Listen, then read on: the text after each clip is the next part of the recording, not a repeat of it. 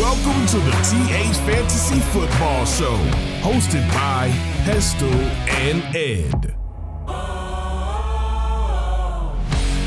And welcome back to our deep dive series where we continue by looking at the Seattle Seahawks in this episode. Now, the Seattle Seahawks, there's been one or two changes over the offseason for us to talk about, none more so than at quarterback. And the first player we're going to look at is somebody who most of us were pretty high on last season, but Mark refused to budge and was out on him all season until maybe he softened right at the end. Their new quarterback, Mr. Sam Darnold. Over to you, Mark. I would rather be wrong than change my mind. I think, although there have been some big name changes at Seattle, but big changes, medium impact for fantasy is what I'm thinking, to be honest. And yeah, you're right. We do need to talk about Sam Darnold. And yes, I was wrong on him last year. QB9 after he was drafted ADP QB 30, 9 top 12 finishes, 18.8 points per game. He absolutely paid you back and well beyond if you drafted him. And if you picked him up early enough on the waiver wire in the season, you'd been very, very happy as well. But when it came to top numbers, we only had QB 1 to 6 finishes in 16.7% of games, so 3 games, which is significant. I'll get back to his career long numbers in a minute. 50% of his games, he was a top 12 QB. So it was good. That's what you're expecting around that point. But he was a perfect fit for that Kevin O'Connell system in Minnesota last year, and that was a big part of it. Seattle, much more run-oriented. JSN and Kupp are very, very good. Let's not kind of play them down. Jefferson, Addison as a duo, they are not. I think we need to also be quite clear on that. I think he will still be a solid option as a QB2. If you are in a Superflex league, you could do a lot worse than Sam Darnold as your second quarterback. Single QB, I honestly think we're going to see a regression this year. I think it's going to be a bye-week gap filler at best. I don't think you'll be able to use him as a bye-week gap filler because I think every single league will have someone who is high enough on him to draft him and keep him on their roster. We speak a lot about outliers and how sometimes the perfect formula in a season means that season sits on an island compared to the player's career in general. So last year, 19 games where he had 20 or more fantasy points. In his previous 6 years, he had 11.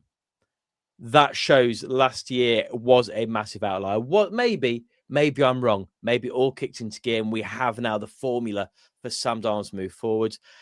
If he was still in Minnesota, I could probably buy that. Moving to Seattle, run heavy offense. I just don't see it this year. Am I being negative again, Ed? Am I going to have egg on my face again? Or by saying the same thing repeatedly, do I end up being right eventually? No, I think it's very fair. I think, will he be a top 10 quarterback this year? I think it's unlikely for the reasons that you've said. There will be a regression. And if he was still in Minnesota, I think he would continue to, on not necessarily a trajectory, but on an even keel. But yeah, people sometimes underestimate how difficult it is with a new system, a new offensive coordinator, etc. So yeah, I don't think he will have a similar sort of season, and I don't think it's a hot take to suggest that either. So yeah, Sam Darnold will be reliable, but I don't think he'll be the same sort of fantasy behemoth as he was last year. We've talked about their running game. Who are we going to look at running back? I'm going to kind of straddle the running game a little minute because a player I've not created a graphic for, but running game does need to be spoken about. And it's probably a bit disrespectful not creating a graphic. I just want to quickly mention Jalen Milroe as well. And it's when you say about running games why I wouldn't usually talk about rookie backup quarterbacks at all in any of these shows. But if Darnold is absolute toilet and needs benching at any point, if Darnold gets injured, we will be spending a lot of fab on Jalen Milroe because we talk about running game. There could be no better fit for Seattle. I'm really excited about Moreau in the future. We've seen a running quarterback do quite well in Seattle in the past.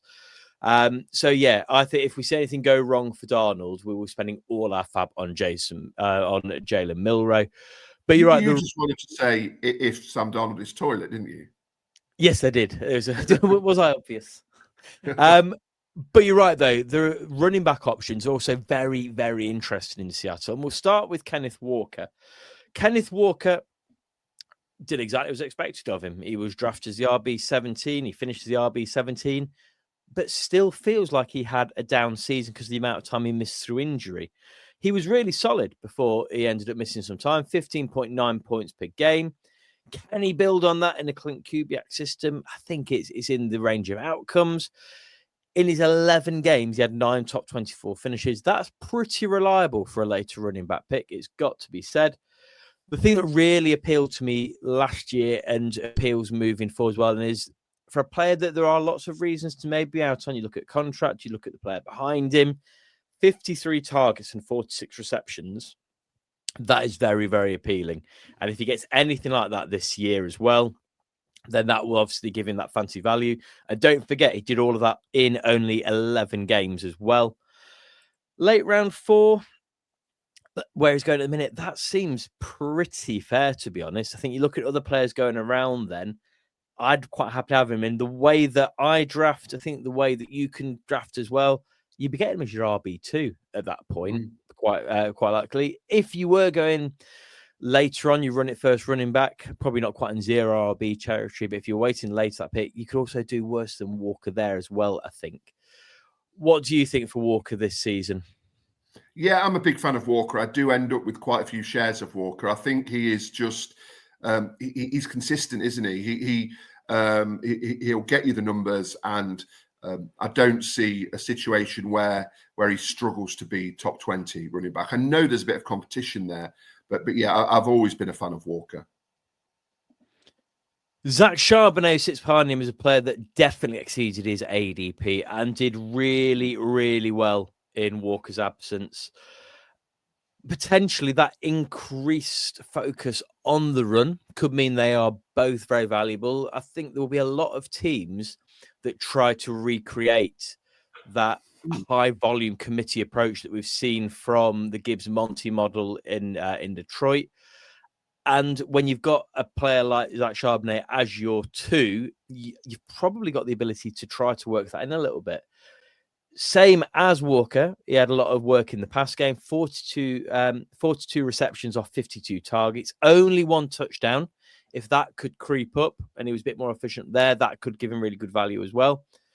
Zach Charbonnet should absolutely be rostered. Zach Charbonnet is going to be difficult to make a case to not start in your flex spot every single week. But it's also going to be very difficult to go into the week feeling confident he's going to pay you back in that situation. But if you pick him up around 10, which is where he's going at the minute, you're picking up for your bench. If Walker misses time, then that is a value pick. There are no two ways about it. You'll be laughing in that situation. Obviously, we don't wish injury on any player, but if I had Charbonnet, I would have an eye on how much work Walker was getting, how much Charbonnet was getting worked into that. Charbonnet could potentially be the player that they roll with moving forward if Walker does move on at the end of his contract year. Once again, we shall see. But I think it's one of the few situations where you could make a case for having either or of these players. I don't think this is a sort of situation where I'd want to roster both of them at all, though. No, I think Charbonnet last year was a steal, wasn't he, if you got him? 11 points per game is very solid. And if you produce that this year and you picked him up in the 10th round, again, you'd be absolutely over the moon. It would be a very solid flex option. So, yeah, they won't be Gibbs and Monty, but I think they will both be relevant this year. Are there other options at running back, or are we going to look at receiver next? No, I'm going to move on. One thing I just want to say, last words on Charbonnet, I want to say is that it's that consistency. So last year, a third of his games, he was a top 24 running back. A third of his games, he was between RB 24 and 36. And a third of his games, he was outside that top 36 entirely. So that is where the danger does come in. And when we speak about consistency, unfortunately, that's where we need to speak about a player that, once again, I really, really like, but struggle to trust for fantasy. And that is Jaxon Smith-Njigba. Just have a look at his consistency of his numbers from last year. So he was a wide receiver 1 in 27.8% of his games. A wide receiver 1 or 2 in 38.9% of his games. He was outside of the wide receiver 3 conversation, so a finish of 37 or lower in 44% of games. And that's what makes him really, really difficult to trust. Now, he finishes wide receiver 9. We've spoken about a few players during this. A lot of that is to do with the fact that he just played all the games. There were lots of wide receivers missed time last year compared to previous years. He absolutely paid back on his ADP. I think we were higher than most. We thought he would finish higher than he was being drafted, and he did comfortably so. But it still felt a bit of a tricky season for him last year. Now he's the clear wide receiver 1. Do we have that clarity? Or now that we're going to have a much more run-heavy Seattle, do we lose even more clarity? Target share shouldn't be an issue. You expect he's going to dominate when it comes to the actual share of the targets, but we've just spoken about 2 very competent pass-catching backs as well. I just don't think he is what we thought he might be when he came into NFL, and I don't think he is a top-tier elite wide receiver. Certainly, we've not seen that yet. Could that change this year, do you reckon? No, he's a classic example of looking beyond that wide receiver 9 finish. And you're exactly right. When you dig a little bit deeper, there were too many bust weeks from a fantasy perspective. If you just look, he was top 10 last year, I can have him as a wide receiver 1 this year. Well, I don't think you can. And I wonder whether wide receiver 14 is even slightly overestimating what he can achieve. He's got that competition from the pass catching backs, and also despite the fact that DK Metcalf and Tyler Lockett have moved on, he has got competition at wide receiver from a very talented receiver. And I think, well, before we quickly move on, do you know where he's being drafted at the minute? So saying that my projection of wide receiver 14 is probably at the ceiling, I don't disagree with you there. Where's his ADP at the moment? I don't know. Are people slightly blinded by that wide receiver 9? Are they, looking at Darnold and thinking he'll have another great season? Is he going similar, like about wide receiver 10? Wide receiver 12. That feels absolute ceiling. He had 4 top 12 weeks last season. I think I want to see at least 5 to 6 from consistent wide receiver 2. I want to really see 8 or 9 from someone I'm going to pay that high for. And you're right, the competition in town is a big name. It is a big brand. It is Cooper Kupp. Now, Cooper Kupp is a player that is not the Cooper Kupp of old. We know this. I want to talk about his numbers from the last 3 seasons, because it's not a quick decline for Cooper Kupp. This is a picture that's building up since 2022. So, last 3 years, 2022, 9 games, wide receiver 23. 2023, 12 games, wide receiver 40. 2024, 12 games, wide receiver 38. It's been a long time since we have seen top-tier Cooper Kupp. But in that period of time, he's still been a wide receiver 1 in a quarter of his games. Players that you are drafting in round 8, players that you are drafting as either your last flex spot or your first bench spot, depending on how large your roster is, they don't have a quarter of chance to finish as in a top 12 position at their position. I do think Cooper Kupp still has that. Will he do that in 5-6 games? Probably not. Has he got a couple of big ceiling weeks and then some consistency around wide receiver 2? I reckon so, and that's why I'm not saying he's going to leapfrog JSN. I'm not saying he's going to be wide receiver 1 in Seattle. But at cost, I think you could do a heck of a lot worse than taking Cooper Kupp in round 8 of your drafts. Current ADP wide receiver 41. If he plays every game, he comfortably exceeds that. It's the if he plays every game is the worry, isn't it? And what condition he is currently in.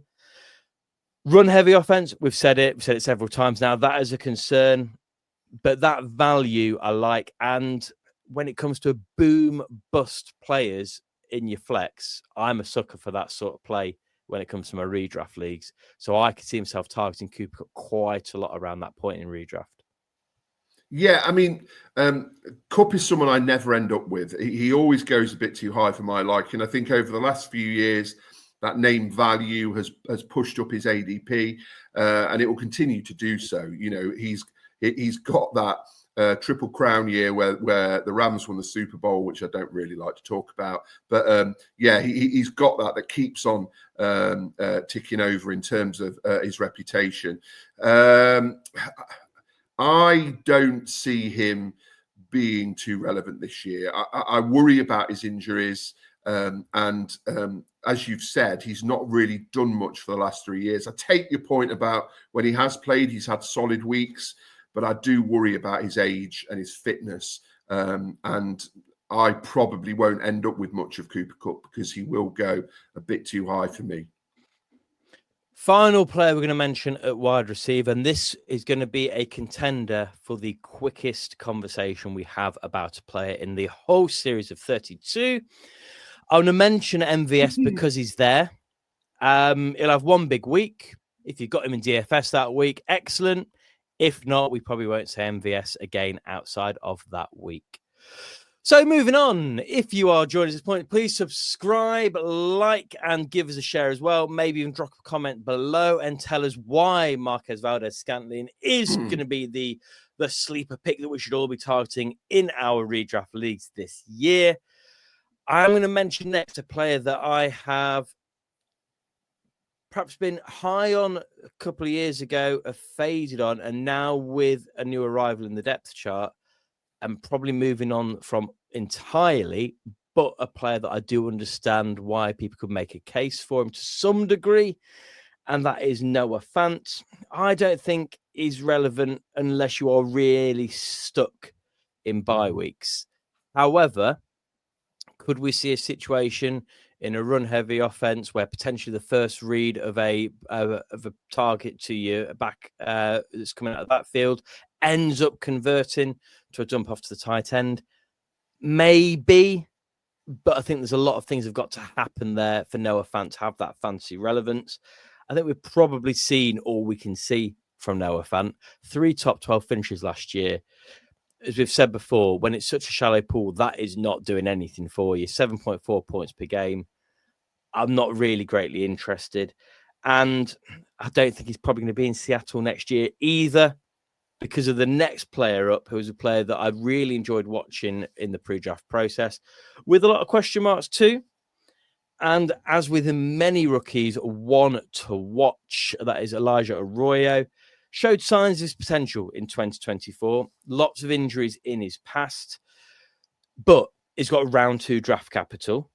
If he manages to take over from Fant, he might have some late season value, but more likely, I think we're talking about Elijah Arroyo this time next year as being a kind of a fringe pick. He's someone that I'm going to keep an eye on, though, for some late season streaming potential.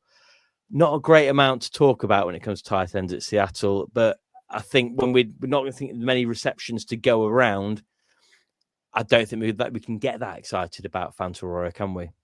No, Arroyo is somebody I enjoyed watching in the pre-draft process as well. And it is interesting how much capital the Seahawks have invested in him. So he's definitely the future there. But I don't think either really are going to be on my fantasy radar. I agree that Arroyo might well break out in the season, and that would be exciting to watch. Do you know what is massively on my radar, though? And for those of you that are watching on YouTube rather than listening on your podcast app of choice, a young man who has decided to, on his forearm, get tattooed a living legend is either got to meet that mantle, or is going to be someone who's signaling my radar to highlight that on a week in, week out basis as not living up to his own tattoo. A lot of confidence, isn't it, living legend? You'd have thought the two artists might have been, are you sure? You've got a lot to live up to. If you would like to hear more of my opinion on different tattoo wording players have on them, please do make sure you tune into the Colts episode where I have a very, very strong take on a tattoo that Anthony Richardson has had done during the off-season. But we'll save that for another show. There you go. Head over now. Stop listening at this point. Go and find the Colts. Hear me rant about somebody else's body art. I think we're about done there, though, Ed, aren't we? Seattle, there's some potential to get excited about them, but there's also a way that this season falls really, really flat. Yeah, I don't see them being particularly involved this year. I certainly don't see them as a playoff team. They might have a few exciting matchups, but yeah, they're not somebody I'm looking to go deep this year. Well, thank you very much for joining us. As we've already said, give us a subscribe, a like, a share. Go and check out our other deep dive shows for each of the other of the 32 NFL teams. But for now, that is all from me. It is all from Ed. Why don't you close the show for us this time, Ed? Call our lift. Malcolm, please take us home. You have been listening to Pestle and Ed of TH Fantasy Football. For more content, follow TH_fantasy_NFL on Instagram and Twitter.